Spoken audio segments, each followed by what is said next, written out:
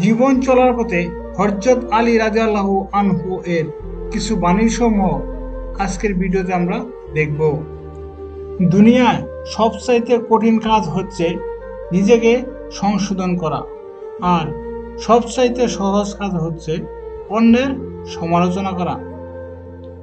পাপের কাজ করে লজ্জিত হলে পাপ কমে যায়, আর পুণ্যের কাজ করে গর্ববোধ করলে পুণ্য বরবাদ হয়ে যায়। 5টি জিনিস খুব খারাপ: 1.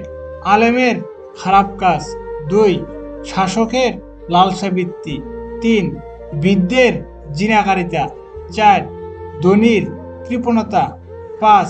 নারীর নির্লজ্জতা। স্বপ্ন আর আকাঙ্ক্ষার উপর ভরসা করে বসে থেকো না, কেননা এটা হলো মূর্খ মানুষের পুঁজি।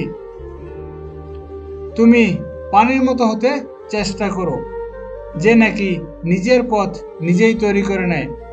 পাথরের মতো হও না, যে নিজে অন্যের পথ রোধ করে। ধন সম্পদের অহংকার থেকে আল্লাহর কাছে পানাহ চাও।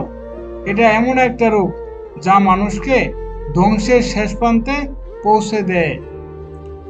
লোকের যে সমস্ত দুষ্টির উপর আল্লাহ পর্দা দিয়ে রেখেছে, তুমি তা প্রকাশ করার চেষ্টা করো না।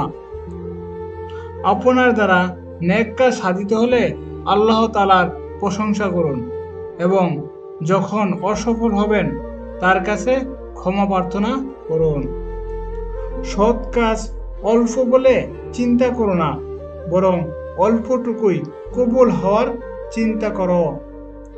ছোট পাপকে ছোট বলে অবহেলা করিও না, ছোটদের সমষ্টি বড় হয়। নিচু লোকের প্রধান হাতিয়ার অশ্লীল বাক্য। পূর্ণ অর্জন অপেক্ষা পাপ বর্জন করা শ্রেষ্ঠতর।